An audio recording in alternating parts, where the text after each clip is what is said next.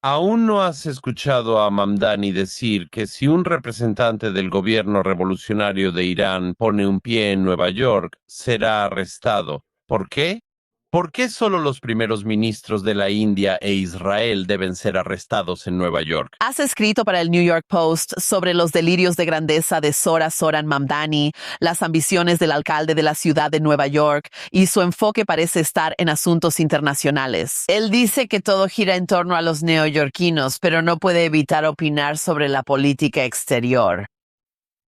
Sí, así es. Zoran Mamdani ha anunciado que haría arrestar a Benjamin Netanyahu, el primer ministro israelí, si pusiera un pie en Nueva York. Benjamin Netanyahu, por supuesto, estuvo en Nueva York el año pasado para las Naciones Unidas. La mayoría de los países del mundo, de hecho, casi todos los países envían representantes a las Naciones Unidas. Es una de las cosas de que la ONU esté en Nueva York. Muchos líderes mundiales vienen aquí, pero Mamdani decidió señalar al primer ministro del Estado judío, pero también en el pasado ha descrito al primer ministro del Estado hindú más grande del mundo como un criminal de guerra. Y, sabes, esto me parece muy interesante porque ¿por qué alguien, francamente, vamos a ser honestos al respecto? Él tiene un origen musulmán y parece que solo está repitiendo ciertas consignas políticas musulmanas. Él lo hace, es para atacar a un líder hindú, es para atacar a un líder del único estado judío. Y quiero decir, esto es algo que hemos visto mucho en Europa en los últimos años, y es muy llamativo ver este tipo de política islámica llegar a Nueva York. Porque, ya sabes, el año pasado en las Naciones Unidas, el llamado presidente de la República Islámica Revolucionaria de Irán habló en el escenario de las Naciones Unidas. Todavía no hemos escuchado a Mamdani decir que si un representante del gobierno revolucionario de Irán pone un pie en Nueva York, será arrestado. ¿Por qué? ¿Por qué solo los primeros ministros de la India e Israel deben ser arrestados en Nueva York? ¿Por qué cuando el presidente Erdogan de Turquía viene a las Naciones Unidas cada año, lo siento, pero el presidente de Turquía actualmente está ocupando el norte de Chipre, que es un estado miembro de la Unión Europea? Recep Tayyip Erdogan es un ocupante, literalmente está ocupando territorio en este momento. Ha estado reprimiendo y atacando al pueblo kurdo apátrida durante décadas.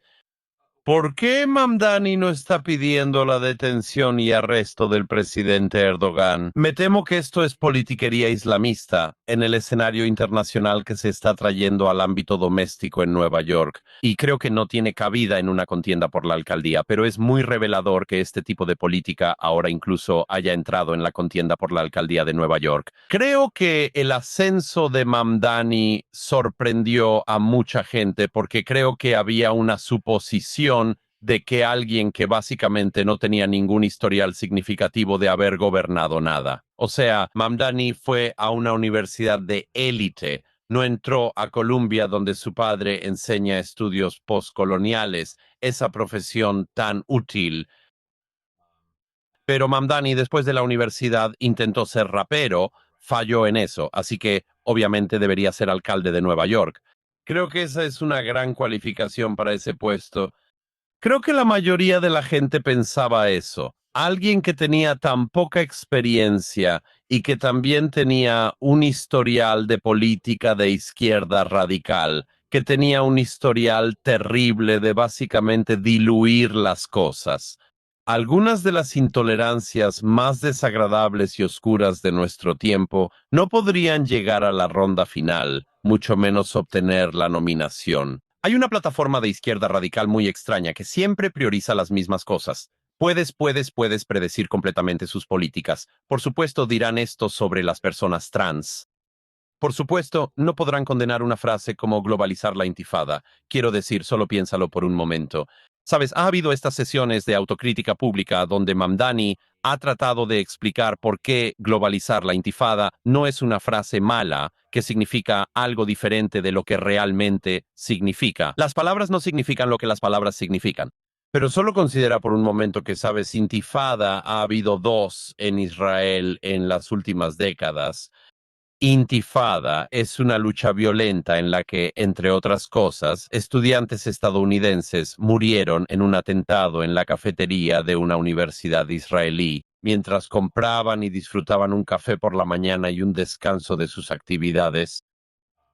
La intifada significó que un atacante suicida entrara a una cafetería estudiantil, se hiciera detonar y matara a estadounidenses. ¿Y tú crees que globalizar eso es una buena idea? ¿Cómo se sentirían los neoyorquinos si alguna vez llegaran a experimentar eso?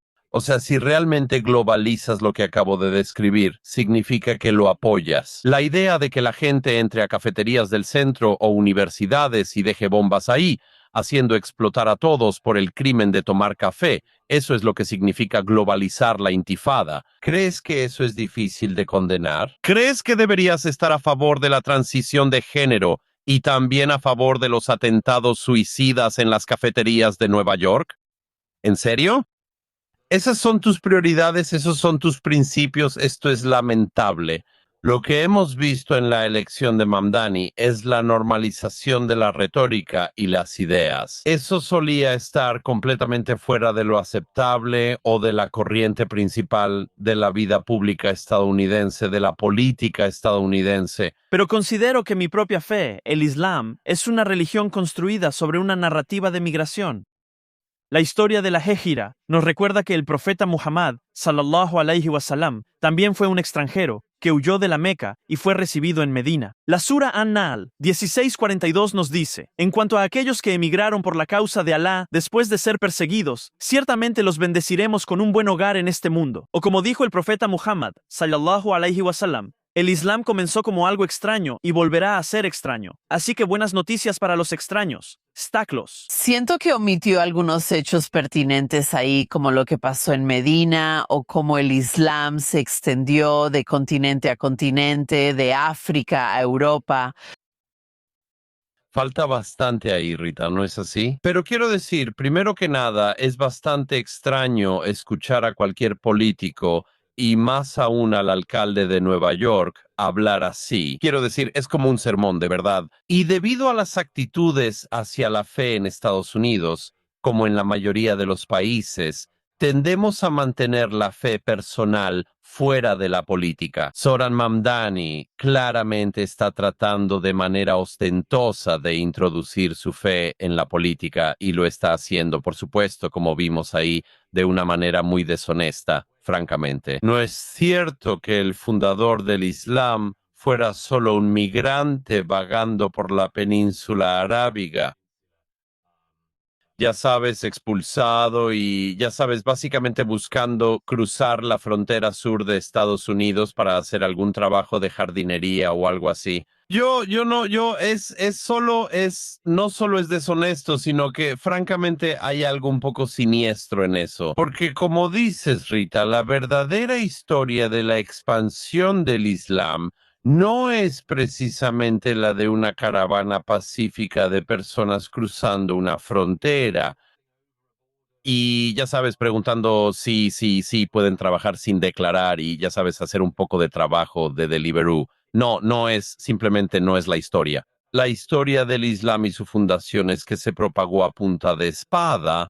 Así que es extraño escuchar a un alcalde de Nueva York o de hecho a cualquier político estadounidense hablar así, pero es especialmente extraño cuando obviamente están dejando fuera deliberadamente cada detalle pertinente. Y la multitud se lo traga entero. Solo aplauden sin pensamiento crítico. Es bastante deprimente.